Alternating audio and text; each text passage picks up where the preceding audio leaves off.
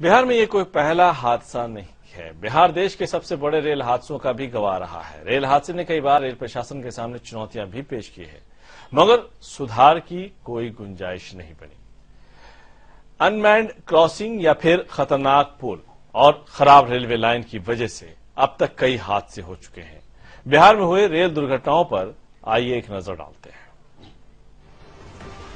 खगड़िया के धमारा में राज्य रानी एक्सप्रेस ट्रेन ने लोगों को कुचल दिया। ये वही इलाका है जहां 1981 में देश का सबसे बड़ा रेल हादसा हुआ था, जिसमें पूरी की पूरी ट्रेन बागमती नदी में डूब गई थी और तकरीबन 800 लोगों की मौत हुई थी। बिहार में ये सिलसिला थमा नहीं। 1990 में पटना में ट्रेन में आग लग गई और लगभग 100 लोगों की मौत हुई। 1990 में ही डाल्टनगंज में एक मालगाड़ी ने पैसेंजर ट्रेन को टक्कर मार दी, जिसमें 60 लोगों की मौत हुई थी। ठीक 3 साल बाद 1993 में दरभंगा में रेल हादसा हुआ और 60 लोगों की जानें गईं।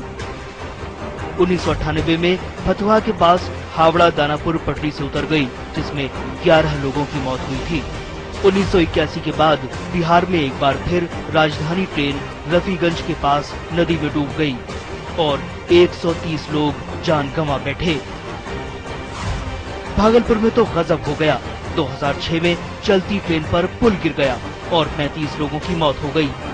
2011 में मधुबनी में हादसा हुआ और 18 मुसाफिर मारे गए। 2012 में सीवान में रेलवे क्रॉसिंग पर ट्रेन की चपेट में आकर 7 लोगों की मौत हुई।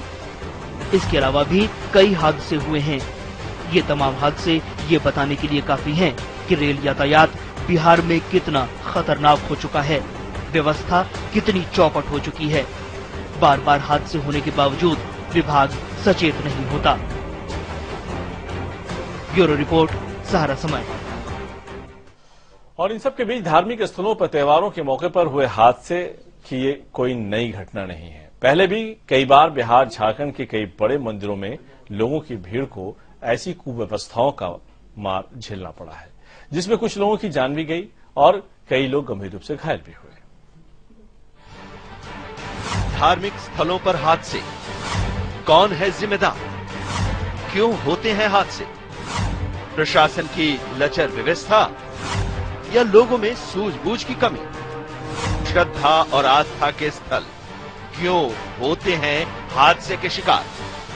धार्मिक स्थलों पर उमड़ती है श्रद्धालुओं की भीड़, जहां लोग अपने परिवार की सलामती के लिए दुआएं मांगने जाते हैं। लेकिन ये धार्मिक स्थल अक्सर हादसों के शिकार होते आए हैं। अगर पिछले कुछ सालों में हुए हादसों पर गौर करें तो भीड़ में भगदड़ से कई लोगों ने अपनी जान गंवाई है।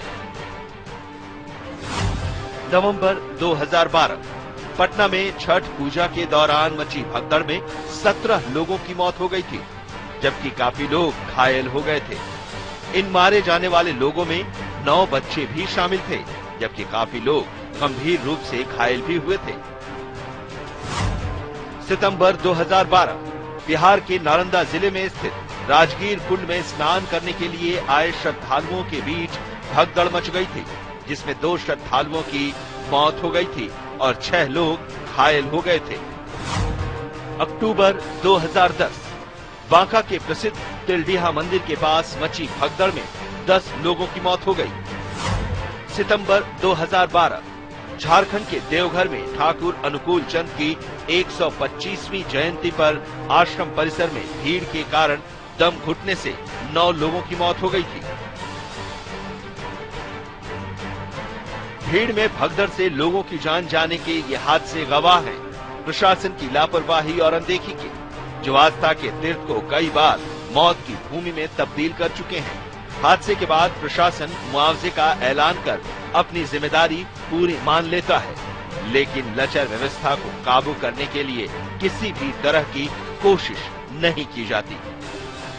ब्यूरो रिपोर्ट, सहारा समय।